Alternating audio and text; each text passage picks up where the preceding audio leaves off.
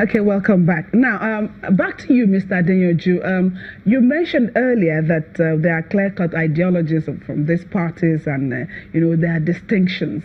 But tell me, if there are distinctions, how easy we see these days or, every other time for politicians to move from party A to party B without, nothing, changing as such? Yeah. For me, Nigerian democracy is a work in progress. Our journey to nationhood started since for a very long time. So for the politicians, there's always going to be conflict among the political elites in this country, and that's why in the elite theory, there's this argument about the struggle of the elite interest. So for us and for the majority of the politicians, there is bound to be conflict, and that's why the issue of decampment, defections is now the order of the day in our political space. Since 1999, or before now, globally, all over the world, there have been issues of defections among different political parties. If you remember, Ronald Reagan, he moved from Republican to Democrats.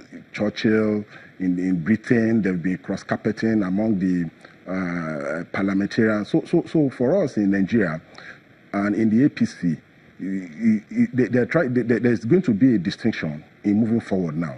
The defections are taking place, and I think he has been able to separate those people that believe in the ideology of the change mantra, people that believe on the President Muhammad Buhari's philosophy about a better Nigeria, about a progressive Nigeria, about a country that is interested in fighting corruption, fixing our economy, and fixing the security situation we have in Nigeria. So basically, there's going to be these issues will continue to arise because of the struggle for power, because of self-interest, because of the peculiarity that we face as a nation today. So basically, there's nothing we can do to stop these defections, because there's always going to be these issues that borders on power grab among the political elites in Nigeria. Mr. Adeyanju, if the ideologies are so clear-cut and so different,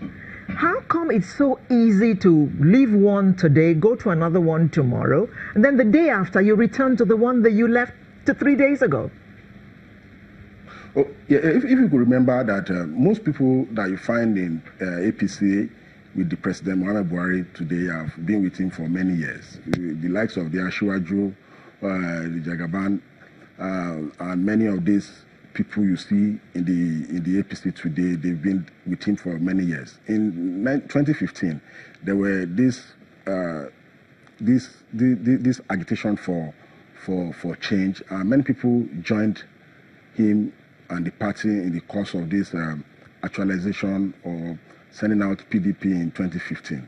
And that is why when they came in, they found out that what they are used to in the other party is not acceptable in this new political dispensation. And that's why most of them are leaving. So in moving forward, there's going to be, I think there's been a distinction now. There's been separation of these political marauders that were part of this project, and the real progressives that are in charge of APC today. If you look at the history of the major players in APC today, they've been in the opposition all their lives.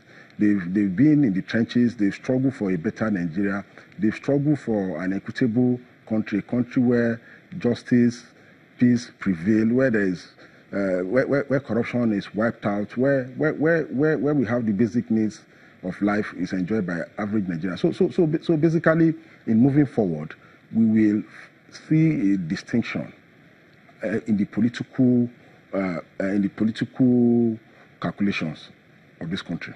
Okay. Now, Mr. Nnaji, he said something which I'm going to I don't want to dwell on, that those who joined the APC when who joined before 2015 for the 2015 elections believed in the change mantra, and they have now found that they don't quite like it. That's why they're moving out. It took them 3 years to find out, Mr. Nnaji. Well, let me very quickly, and advisedly so, make a little comment on the issue of ideology. An idea is a product of a mind. Ology is study of those products. So when you have a framework, a platform that articulate and aggregate those ideas, they can be engrafted into an organization called a political party that will profess it, that will insist that they want to project it, and they manifest it in their daily activities in the process of governance. It becomes a manifesto, having been so manifested. Now, if you have an ossified ideological platform, you will not have the fluidity we have today. For example, those who know about Catholics as a sect in Christendom know that it will be difficult for a Catholic to quickly move to Pentecostal the way they are ossified in their doxology. If you get my drift, it is the same thing in political parties. You go to America, you have the Republicans and you have the Democrats. It doesn't mean there are no other political platforms. But these are people who are highly ossified. Even their own families, their lineage, follow it centuries. And when you say a Republican is in power, there are a lot of things that you expect. Indeed. That may be very different from what a Democrat would do. So when you have this kind of movements, it shows that we do not have an ossified ideological platform. But people have different ideas of how politics and what politics is in our climate. And that is equal to how I can feed well and secure my future financially and that of my children. It is driven more by the fear of poverty, which is beginning of corruption.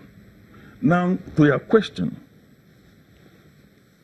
if I remember the question again, sorry, Yes, he said that they came in, they were there in 2015. Very well, yes. That those people who were with the APC today, I mean, since 2015, they just discovered. I think that's the problem of labeling. To say these people are political marauders is very base. It's not right. If I do not agree with you, if even in marriage, you can be married for 40 years, and the 42nd year you just found that you are no longer compatible because of perhaps one single conduct that spouse exhibited, which you cannot tolerate, you can go for divorce. That doesn't mean that you were stupid for the length of time you have been married. So, extrapolating it to this situation that is on hand, it will be very, very, very unfortunate to continue to label. Even the chairman of the party, perhaps that was what he was trying to download and copy, was also calling names. And even went to the stage of saying that he will lose no sleep. But we know that the goat sweats, profusely. But the hair in the body wouldn't allow us to see it. There you go. Yes, you said I should not give proverb. There you go. But you know that proverb is the oil. Or somebody have told you that you're using eating what? It helps me to encapsulate my thought. Yes. Because television time is short and perishable. So if I'm able to drop one and people take it away, it makes more sense. So the goat sweats, but for the hair, you can't see the sweat. Now, catch. Now, let me link this to the happenings of this week. Plenty of movement on Tuesday, to be specific. People are saying that it's all about jostling for where people are going to be, what tickets people are going to get for 2019, even though the movers are telling us that it's all about service to the people. It's all about the people. Kat, can you weigh in on this, please? Yes.